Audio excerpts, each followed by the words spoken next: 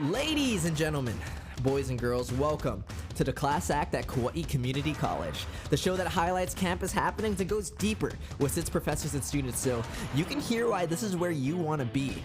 It's that time. Let's get it on. Hey everyone, and welcome to the show. Today we're with Professor Mark Ombrello. How are you today? Very well, thank you. Good morning. So tell me a little bit, what classes do you teach here? Well, I teach history and Japanese language. Japanese language. Okay, tell me a little bit about history. Well, I'm sure most of the students here know that one of the major gen ed requirements would be the world history class. Mm-hmm. So I teach both the first part of the survey and the second part of the survey. And that's history 121? 151 and 152. Okay. And in addition to that, I teach a number of 200 level classes. I teach a film and history class. I teach Asian history, and I will be teaching a modern Pacific history class coming soon. Okay. Are these online classes or in person? Both. And then we have another professor who also teaches those classes as well. So there's always enough.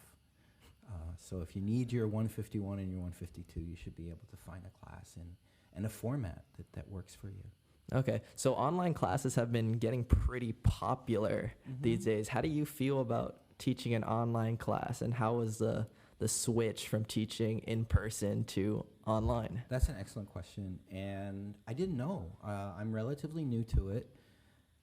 I didn't know what to expect, and as I've had a few semesters with it, I've learned that it works. It can work, but it's actually more work than I thought it would be, and it's actually more work than teaching a face-to-face class if you want to do it right. So I think this is an interesting conversation that students might be interested in hearing, from an instructor side about what goes on with it, because if it's not done with a tremendous amount of care, consistency, and sort of, organization, it can go wrong in a million different ways really quickly. So I spend an awful lot of time making sure that students, when they land in the interface, they know what they need to do.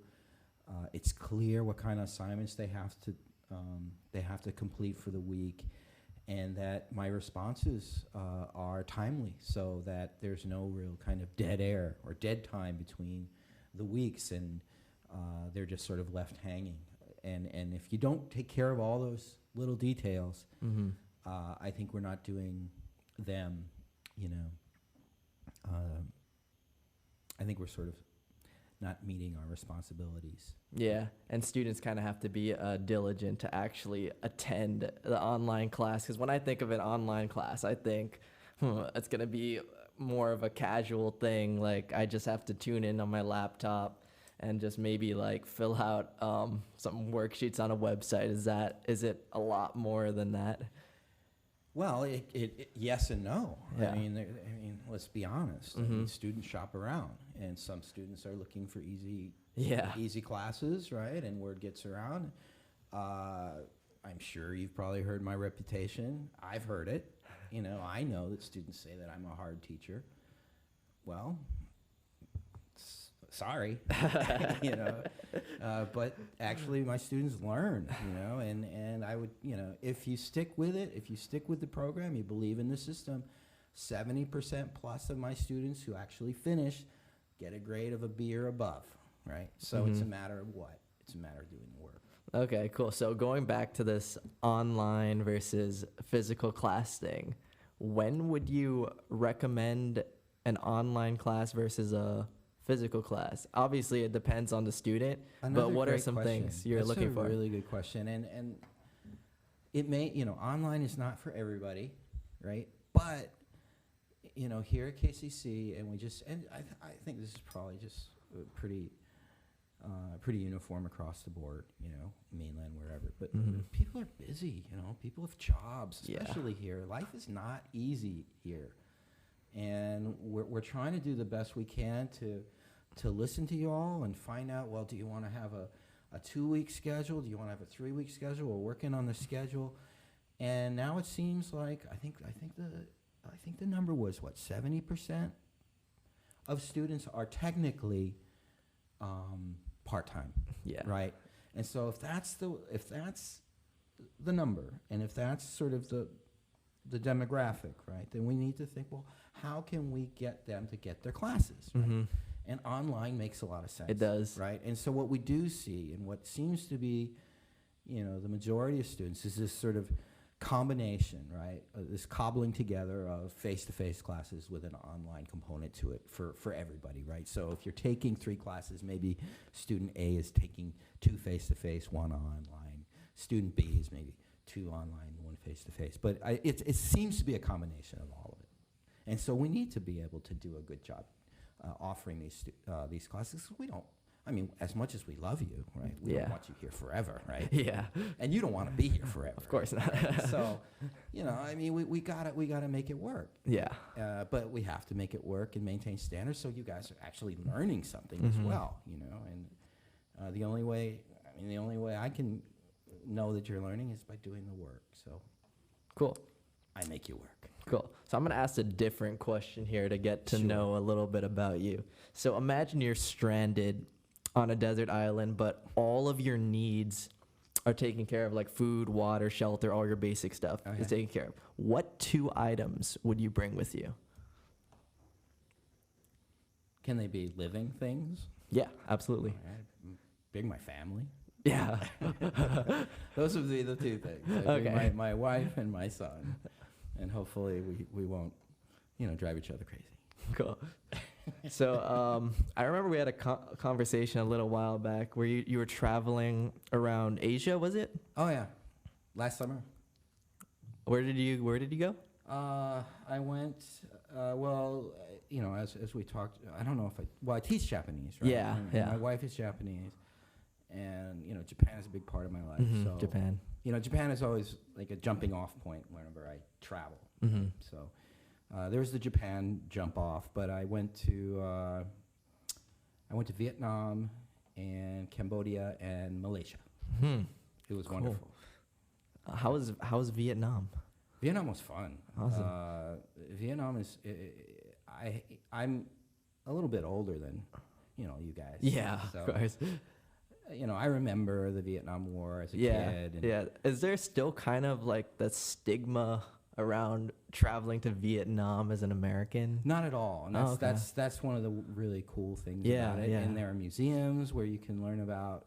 Well, it's not called the Vietnam War over there. Yeah. Do you know what war it's called? No, I don't. What is it? It's called. Well, it makes a lot of sense. It's the American War. Oh, yeah. Okay. And so they have museums of the American War. But the other thing, demographically, I think if you look at Vietnam, I think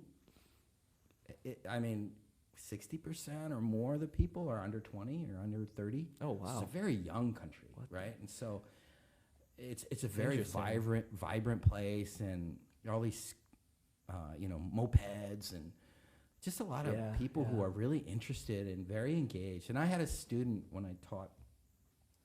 Before I came here, I was teaching in Japan, and I sort of was the manager of this. I don't know what you call it, sort of like an international cafe, but not like the type of cafe where you'd be drinking coffee. Yeah. More like a study center, right? Okay. So all of the internet, and this is a big Japanese university. I Yeah. think we had 60,000 students there, something Okay. like that. And so we had, a couple hundred international students, and one of the students who kind of worked for me, he taught Vietnamese to the students who wanted to learn Vietnamese. His name was Buchan. Bucha. Anyways, Buchan, great guy. And Buchan, every time I talked to Buchan, he said, "Oh, you got to come to Da Nang. You got to come to Da Nang. It's such a fun place. You can have a great time." And so it always stuck in the back of my head. And then my friend, my colleague who teaches physics, right? He had, for the last couple of years, he's been spending his summers out in Southeast Asia. I said, I gotta go hang out with Brad, right? And have a good time. So I made sure I contacted Buchan before we went to Vietnam, and he got us our hotel and pretty much got us all set. And then from Vietnam, which we had a great time, although I got sick on the way. Ooh. But it was perfect because the hotel was just wonderful, and I could just rest and work, of course. Yeah. Because I was working. I was teaching online. Oh, okay. There you But that go. allowed me to pay for my trips. Yeah. Wonderful, right? Awesome. Everybody won. And then we flew to Cambodia, and Cambodia was just, I couldn't, words really do not, I cannot do justice to how amazing it was by trying to explain it to you. Okay, cool. So we're running out of time here. So that just Go about to Cambodia. go to Cambodia. Buchan's a good and guy. check out Vietnam. Check out Da Nang. Okay, cool. So we're running out of time here. All So right. that just about wraps it up. Thank But you guys. travel, everybody, if you have a chance. Change your Okay, life. cool. Thank you, Mark. Thank you for listening to the Class Act at Kauai Community College. The views and opinions shared by the host and any guests are solely theirs and do not reflect the feelings or opinions of Kauai Community College as an institution. If you enjoyed listening to this podcast with our professor, check out the other episodes with different professors. Aloha.